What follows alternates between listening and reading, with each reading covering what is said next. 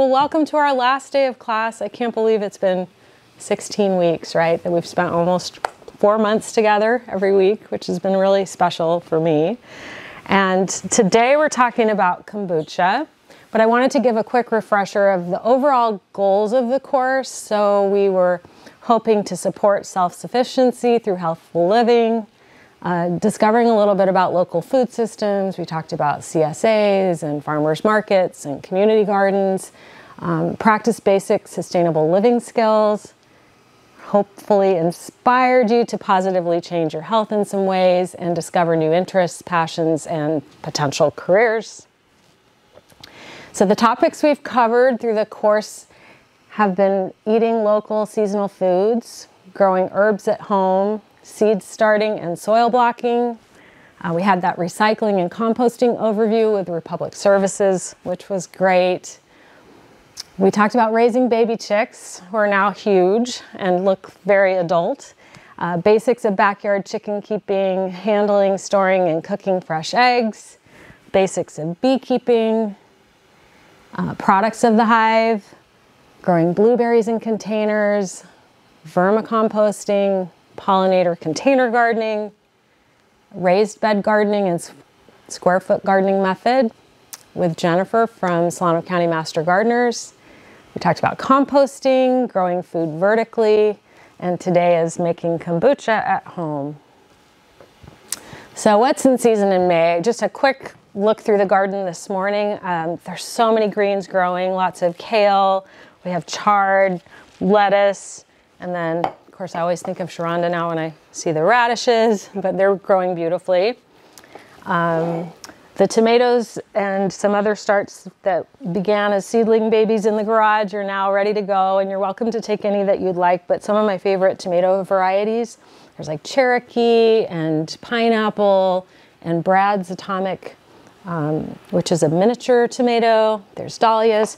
And then a few weeks ago, we talked about this blue basil. It's Blue Magic Amazing, and you can see that it's rooted just being on the kitchen counter, and so it's possible to take these cuttings then and put them in some soil, because this is one of those with sterile seeds. You can't grow it from seed, so it's fun to have it. Those are basils? Mm-hmm. Okay.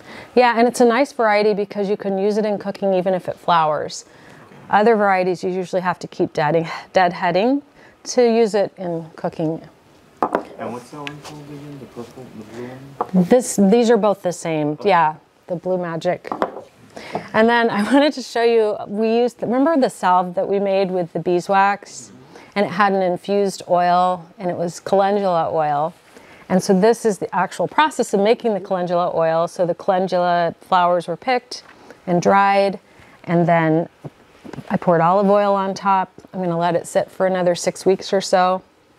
I'll strain out the flowers, and then I can use this infused oil in all kinds of products. And calendula has those healing properties and great for burns and things like that. So it's a fun and easy thing to do and have on hand. And then the farmer's market. Have you been to the farmer's market recently? There's so much coming into season. It's just a really wonderful time.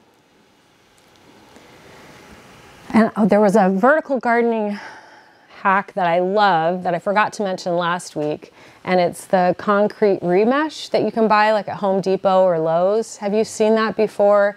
It's used when you pour concrete, and it's rusted already. So if you like that look of something rusted in the garden, it's really nice to use. It's kind of thin and flexible. You can buy it in a roll, or you can buy it by the sheet. It's inexpensive, and so if you buy it by the roll, you can make tomato cages. It's got 4-inch holes, so really great for trellising. I've used it in the garden primarily for an upright trellis, like a full sheet with stakes on either side attached to the bed, or to make a temporary fence so the dog can't jump into the vegetable garden. But I like the rusted look. It is a little tricky to transport because you get rust on everything. So you lay a tarp in the back of your car and then put it in. It's easier, but it's a great, inexpensive source of trellis material. And so now here we are, week 16, making kombucha at home. And I know, Bill, you said you've made some kombucha. Right. Yes. How about Asu? Have you ever made kombucha? I don't even know what it is. Okay, well, good. We'll talk about it. so it's a fermented product. And what is fermentation? You've probably seen fermented vegetables. Maybe you've made some fermented vegetables, pickled things. But basically, it's transforming food through microorganisms. And almost a third of the food that we eat is fermented in some way. So things you don't even think of as being fermented, but like bread, you think of sourdough, cheese, cured meats, sauerkraut, kimchi, olives, pickles, soy sauce, wine, beer, all kinds of products. I thought I'd show you just a little pickling project I have at home. This is just carrots with ginger and garlic and some red pepper flakes.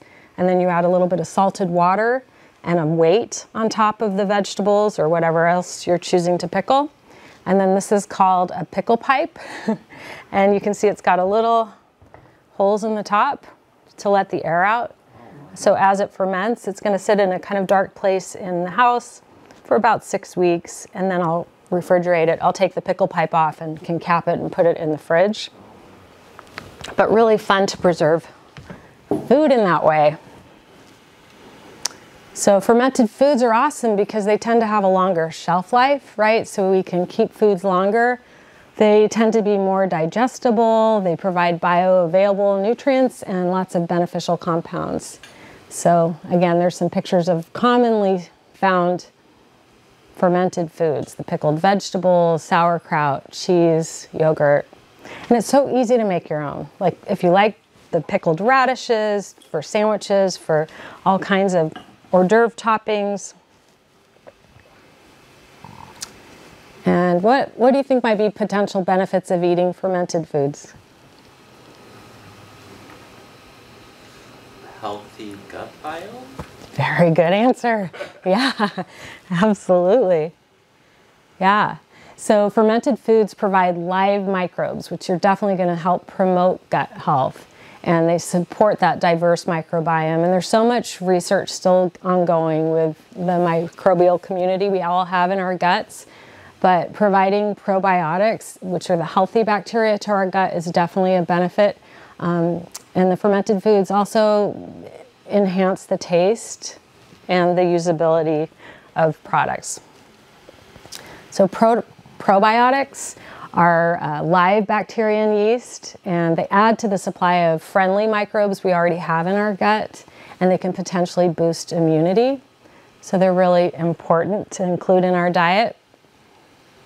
And kombucha, what is it?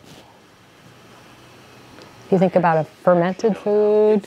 It's like a fermented tea, right? Yes, absolutely. Yeah. So it's a fermented tea beverage. It has a long, long history. If you read about the history of kombucha, there's a variety of different stories about how it was originally discovered. But we think probably many thousands of years ago, potentially in China, that it was discovered. And there are 4 primary components of kombucha. The first is the tea, the SCOBY, the water, and the sugar. So we're going to talk about each of those components. It looks kind of weird, doesn't it? Is that the SCOBY? Yeah. So you see, yeah, the person is holding the SCOBY. So tea that's used to make kombucha, you can use a variety of teas, but typically it's a combination of black and green tea that is used. And for every gallon of kombucha that you want to make, you can use 6 to 8 tea bags or 3 tablespoons of loose leaf tea that you would then strain out. And then the SCOBY is the thing that people really wonder about, like, what is a SCOBY? And here's an example. You can see this is a baby one, but we'll pass it around. You can buy them clean. Mm-hmm. Baby. Yeah.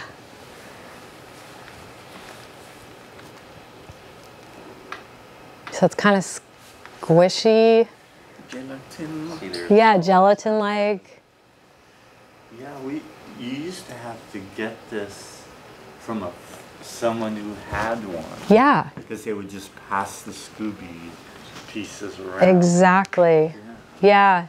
So people pass it around like sourdough starter, right? But you can buy it online. There are places like Fermentaholics on Amazon.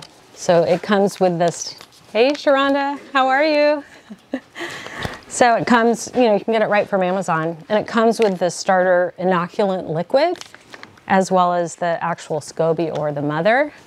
So, and the SCOBY can be kept at room temperature, which is nice. You don't actually really want to refrigerate it because it impacts how active it would be. So what do you think SCOBY's made out of?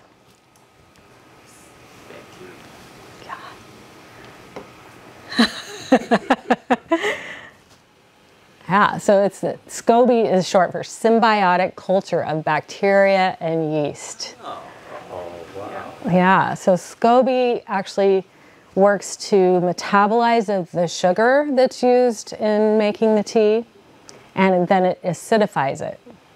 And the process produces acids, carbon dioxide, and trace amounts of alcohol. Very, very small amounts of alcohol. You can see there's hard kombucha in the grocery stores. I don't know how to make that. I've only made the regular kombucha, which I understand is a super low percentage, but there is a tiny amount. And then SCOBY, yeah, you can purchase online, or if you have a good friend that makes kombucha, they can give you a mother. Typically, one mother or SCOBY is good for at least 10 batches.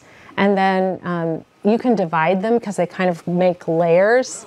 Yeah, and so then you can use one of those layers to make the next batch. You can share. Some people make what they call like a SCOBY hotel, which is a room temperature, big jar full of starter liquid or leftover kombucha with the SCOBYs in there. And then as you needed one.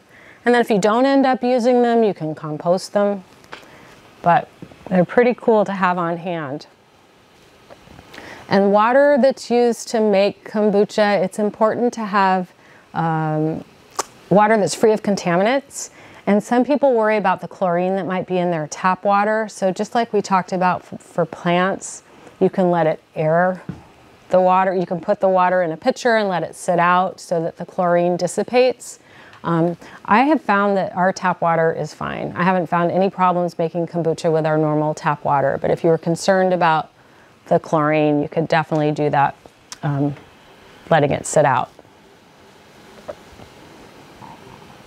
And then sugar is used in kombucha, and some people are like, oh, I don't want to put sugar in things, you know, I don't like to have too much sugar in my diet.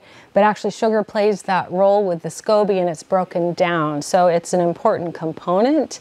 And how sweet the end product is how long you let it ferment. So it's fun to taste it as you go and see what impact the sugar is having and how much sugar is left and what you like to have in your SCOBY, in your final product.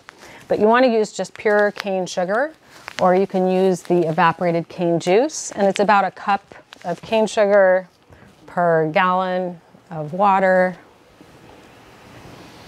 And then the fermentation process is going to break down that sugar into fructose and glucose, and that feeds the yeast, it feeds the bacteria, and then transforms it into healthy acids.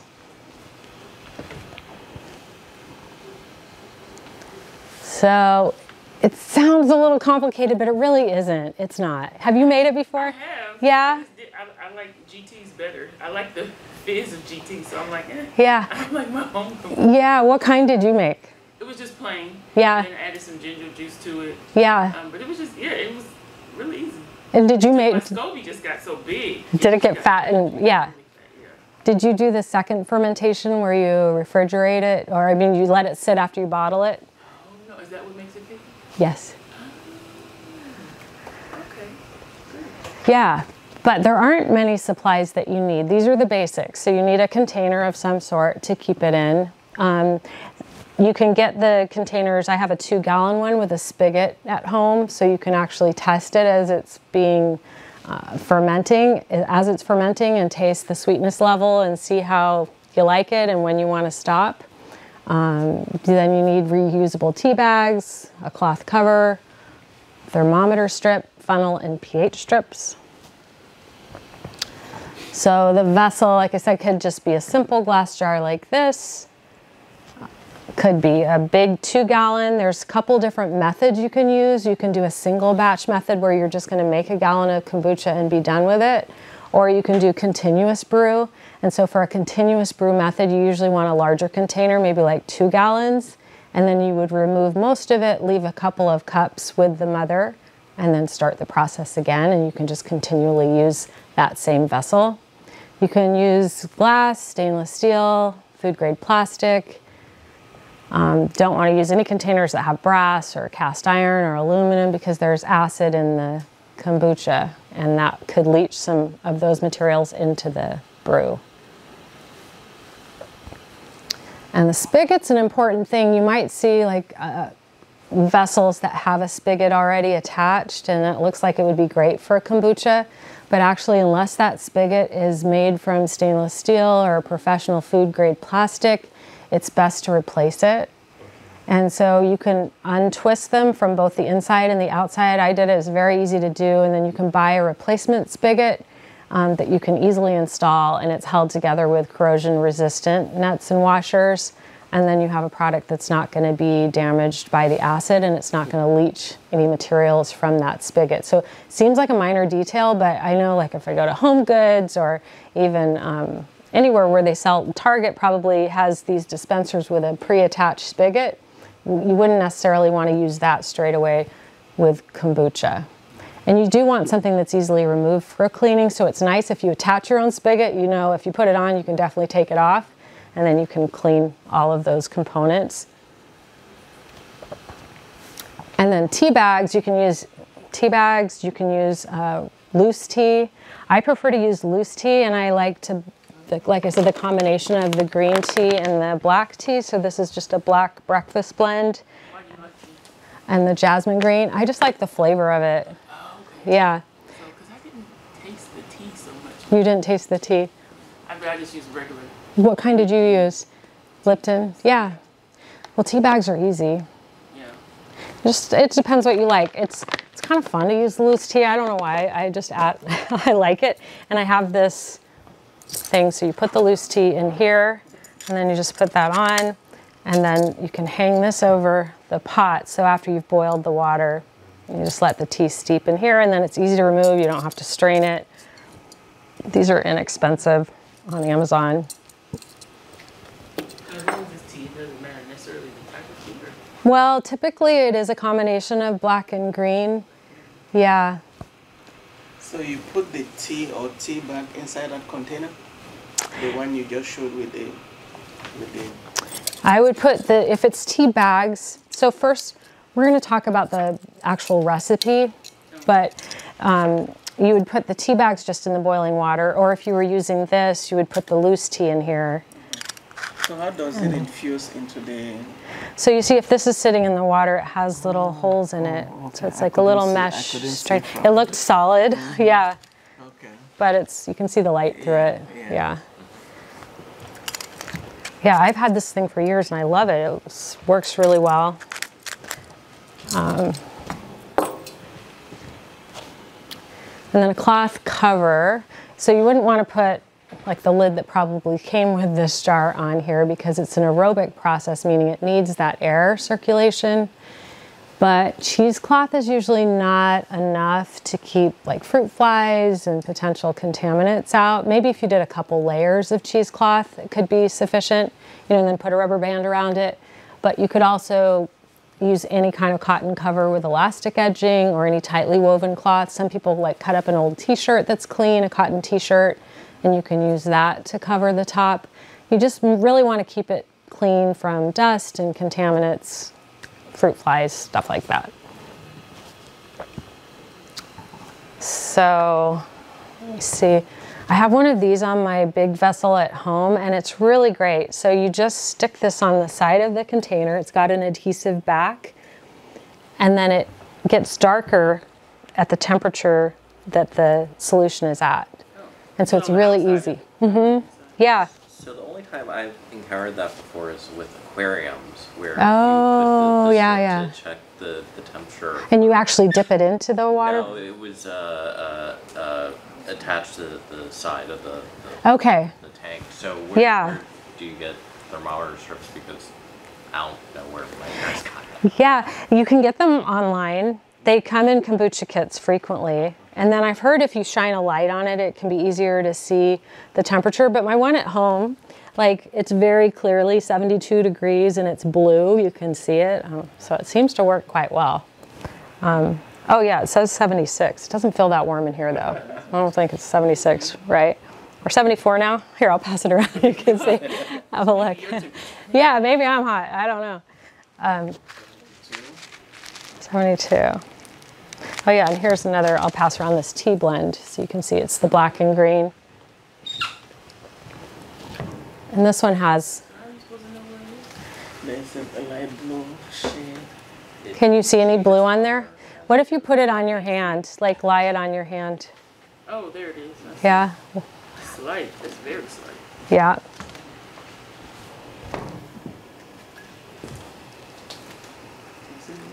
Can you see the color? So I'm doing it right now to show an example of it. So as my hand is conveying heat, Oh, there it is. reacts to it. I can see it. Does it seem accurate? Or are you cold-blooded? I'm sure if I held it for a long while, it would be at the very top one. It currently shows like 82, 84. Was this in the pack?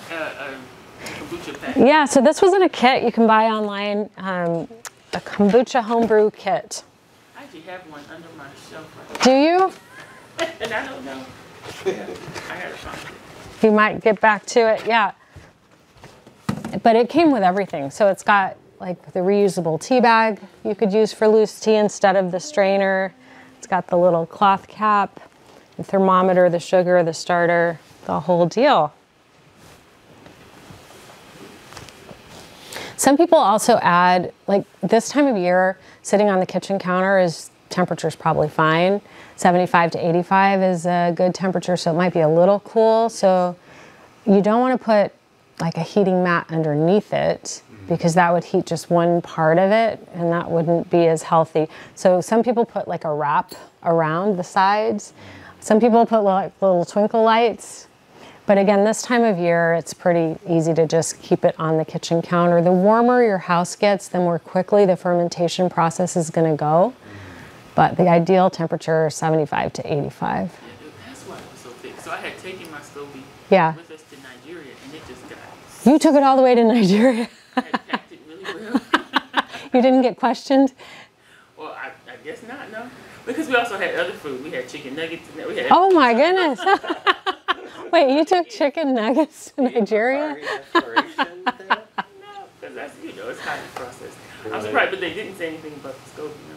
Oh, that's interesting. Packed everything in the big freezer. So you were really into it then. Yeah, I had, but it just, I couldn't get with that. I wanted it flavored more, and that's the part I don't know how to do. Okay, we'll talk about that a little more. So funnel can be used in a couple different ways, but it's often used for the bottling stage. So depending on the size of your jar, like say I was going to use this jar, this funnel could work.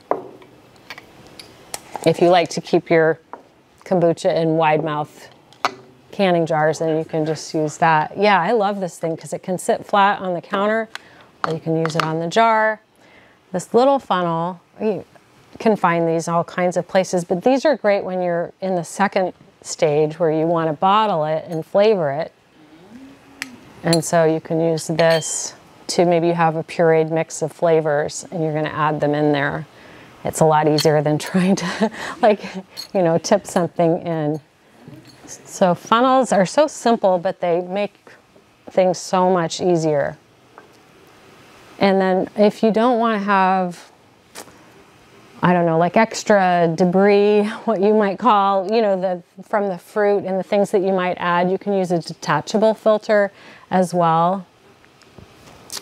So the pH strips are really fun as well. I love these. So you can buy specific kombucha pH test strips. And again, it's like a little science experiment, which is really fun. So ideally when you start your kombucha, you've put it all together, you want it to be about 4.5 pH. And then as it ferments, the pH is going to drop. And so typically when it's done, it's going to be 2.5 to 3.5, depending on your taste. How acidic do you want it? But I thought just for fun, we could test. So this is a batch that has started at home and it's nowhere near complete. You can see what Here, I'll have you try.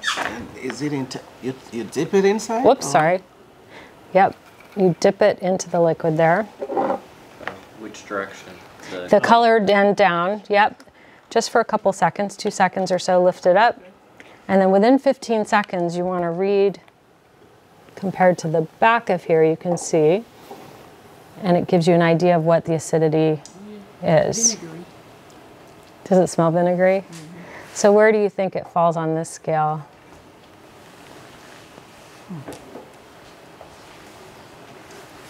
It's a little confusing. Not even here. Yeah, sometimes it helps to hold it next to it. So, you know what? Is it upside down? There we go. Okay, all right. And that, yeah. Yeah. So it's around here, 4.0, I would think. Yeah, so it's heading down. So you want to pass that around. It's, again, if you have kids, this is a fun thing for them to do too. They love to see what the pH is. And then you get a sense of what it is, the flavor that you're looking for as well, based on the pH. So, since there's a range of pH, what do you think the differences you've experienced with more acidity versus less acidity when you've been making kombucha? So it's definitely going to be sweet. Like there's going to be more sugar left if it's a higher pH. Yeah. I feel like I hit, oh no. I thought I heard something. Oh, you heard someone at the door. Does it taste more like you hear it taste that vinegary taste when it's lower? Yeah, if you get down to like 2.5, it's going to be really tart. Yeah. So. But it consumes all the sugar then? Not all. Okay. Yeah, and then depending on what you might use to flavor it for the second fermentation, you might actually make it sweeter again if you're putting much fruit in there. So the end result of the sugar can be vary. I can make that lemon berry blend like they do for Oh, I know, that's my favorite. The raspberry lemon ginger, so good. So here's a basic recipe. You start with 4 cups of boiled water. Is this for your 2-gallon one? For 1 gallon, yeah. So you just put a pot on the stove, you've got your water that's not chlorinated, maybe the chlorine has dissipated. I just use my tap water, straight from the tap.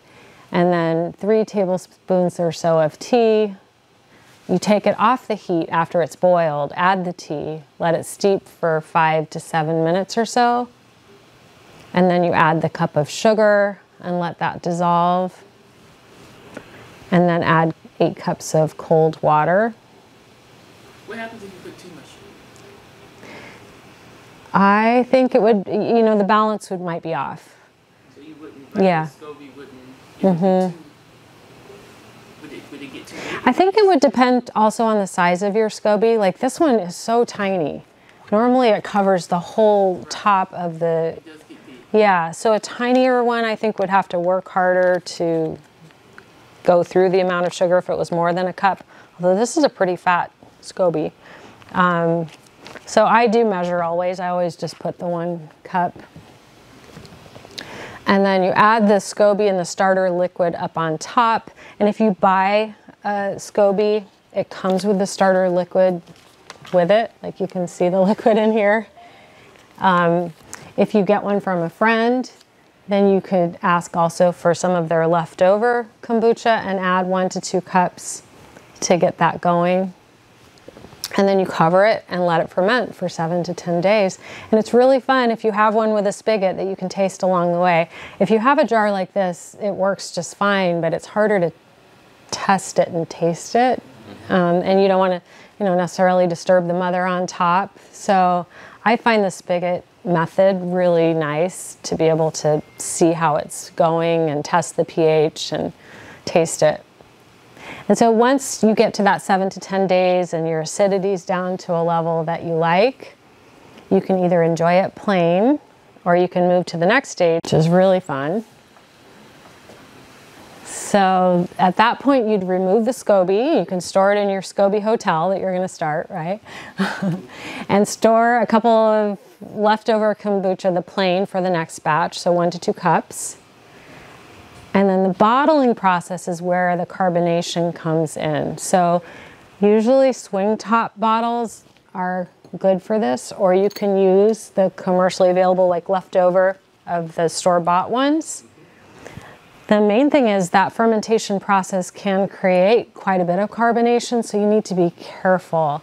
People have accidents with this stage where the bottles could explode if they let it sit too long at room temperature, closed in a bottle. So some people burp their kombucha in the second stage every day, meaning they would just barely open the cap to just let out a little tiny bit of air and then close it back up. And then once it's at the level that you like, it's usually just a few days, 2 to 5 days. At that point, it's ready to go into the fridge. And then you can just keep it in the refrigerator. During the second process, is it refrigerated or is it still at room temperature? It's at room temperature. Oh, it is. Yeah. So that's why you want to be careful. Like, you don't want it at room temperature and then you go away on a trip. And then you're like, oh, I forgot. And then boom. Yeah. I've never had one explode, but I've certainly heard people say that they have. So I don't think it's that unusual. Definitely want to be cautious. And if anything, err on the side of fewer days rather than more days. But I think over time you develop a system, and you know, for you, it's typically 3 or 4 days. You get the bubble level that you like, and then you can store the extra bottles in the fridge. So we're going to talk a little bit more about the flavoring, but the basic recipe is 2 or 3 tablespoons of fruit or juice or herbs to a 16-ounce bottle. So do you actually, when do you think you have the kombucha? Is it after the first brewing or after the second brewing? Yeah, so after the first fermentation, so after 7 or 10 days, it would be considered kombucha. And it's fine to drink just plain, just as it is. But if you wanted to add the carbonation, you wanted the bubbles, and then you wanted to flavor it, you would do the second fermentation. So it just depends on your preference. Do you like fizzy drinks, or, yeah, it's just what you like.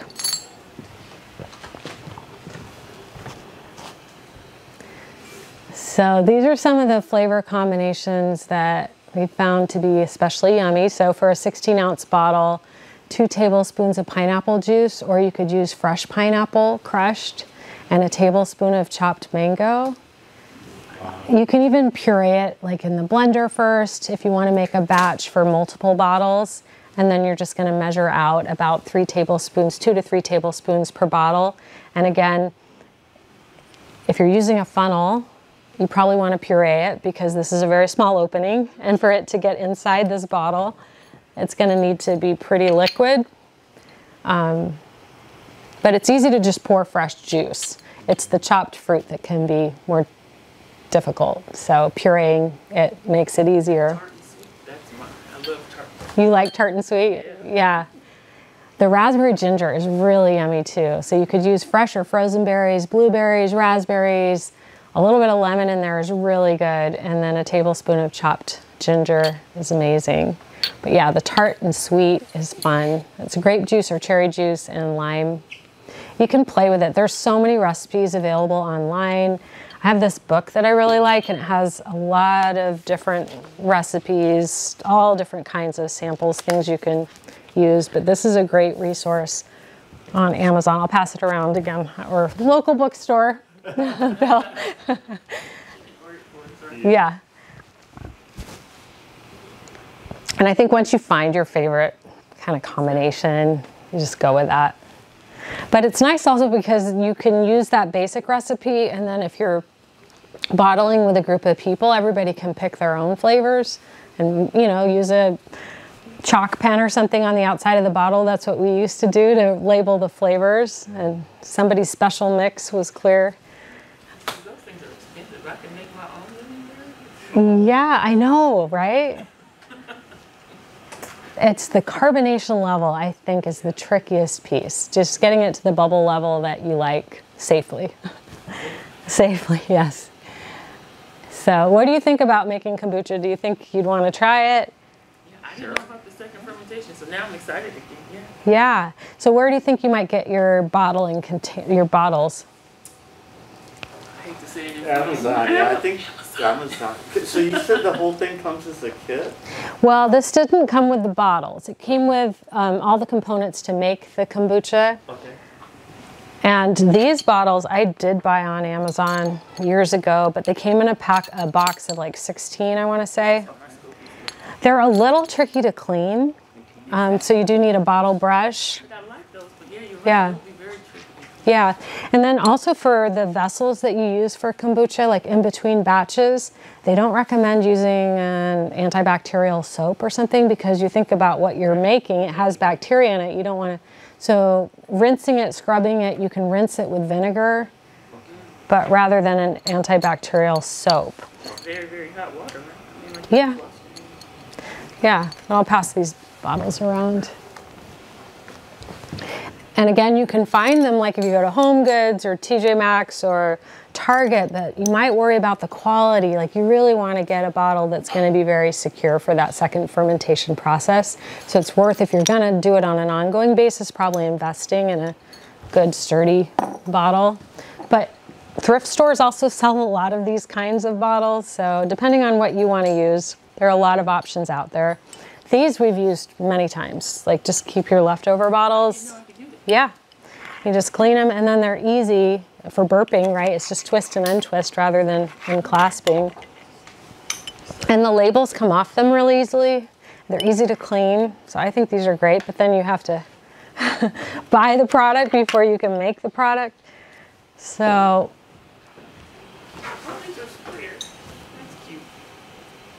Yeah, so I thought we could do some taste testing. We have a couple different options here. We have Peach Paradise, Ginger Aid, Strawberry Lemonade. This one's one of my favorites, Trilogy. Yeah. Did you make those ones? No, I did not make. I thought for food safety purposes, it probably is best that we buy the store-bought and guess. And then Golden Pineapple. Is anyone interested in trying? Of course. Sure. These are nice and cold. So we've got glasses here. You can try. Sometimes before I open it, I just tip it upside down because there is some residue on the bottom and then tip it back up again. And I think for the homemade ones, I usually find I have more residue on the bottom than they have in these commercially bottled ones.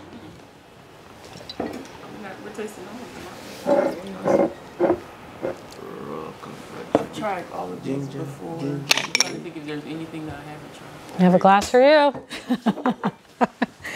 All right. I'm going to try some strawberry lemonade, I think. You don't want to? But look at that bubble level. That's really nice. Exactly. It's really nice and fizzy. That's what I would hope to see at home. Yeah. How much kombucha do you think you should drink a day? This is a big bottle. Do you? It's because, well, when they're on sale, let me say that. Yeah. Or no, I'll switch it up with the, you know, they have the cola flavored mushroom elixir, GT. Oh, no, I haven't tried that.